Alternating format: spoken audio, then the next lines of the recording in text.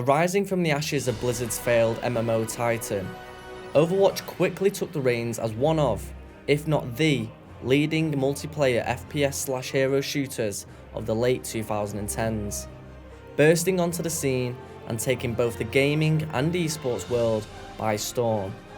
The game's core structure and values have remained pretty much the same over its entire lifespan. My name is Lewis Davis, and here is how Overwatch got to where it is today.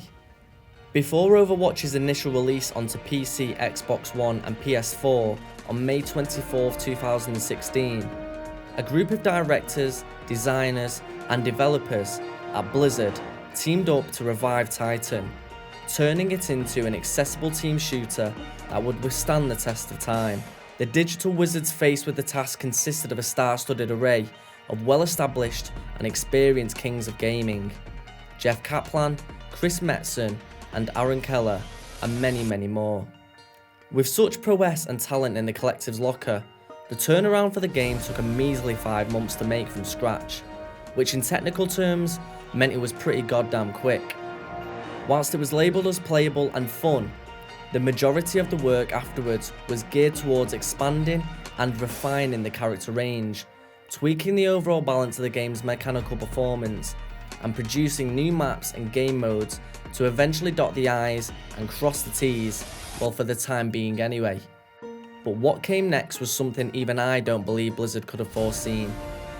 Within the first 7 days of the beta release, Overwatch had amassed a staggering 9.7 million players who racked up around 4.9 billion minutes across the 3 main platforms, securing its position and status as Blizzard's most successful beta of all time.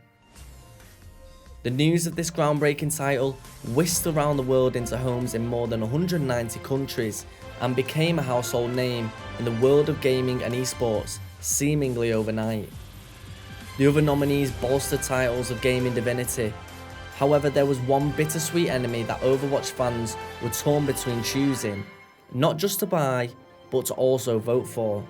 Titanfall 2 acted as Overwatch's distant relative that was famous for their silky good looks and loyal fan following, built over a respectable amount of time. However, Blizzard stayed true to the old saying, don't try to be better than someone else, try to be the best you can be.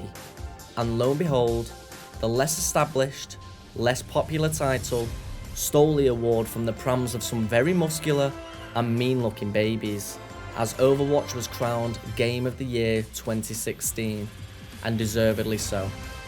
With the most prestigious gaming award in the bag, Jeff Kaplan began to prove himself as one of the most groundbreaking gaming pioneers of the modern day, with his innate ability to drive his team towards a truly user-centric game, which not only listened, but also acted upon the requests of adoring Overwatch fans the world over. As a casual and competitive powerhouse, the versatility and diversity of Overwatch has been proven multiple times over these last 5 years. Whether it be combating body diversity issues with Zarya's character's inclusive frame, which so many titles fail to address due to gaming's male-heavy presence that indirectly cries out for female bodies to be sculpted by the male gaze, or whether it's creating a gaming environment which allows other gamers to honour the good sports and quality teammates to successfully battle in-game toxicity for a healthier and more enjoyable gaming experience. Overwatch put a lot of effort into relaying the progressive, forward-thinking ideologies through their utopic and vibrant world, a place where their earth-saving characters and their compassionate dialogues, alongside a wide array of egalitarian appearances, enabled millions of people from all corners of the globe to actively identify with. And that's what heroes are meant for, right? Jeff Kaplan once said, "The only people we want to exclude from our game is people exclude other people," which is not only a saying worth fighting for, but also a future worth fighting for too. A fitting motto for a game that depicts a utopian vision of near future Earth that can often seem far from just that.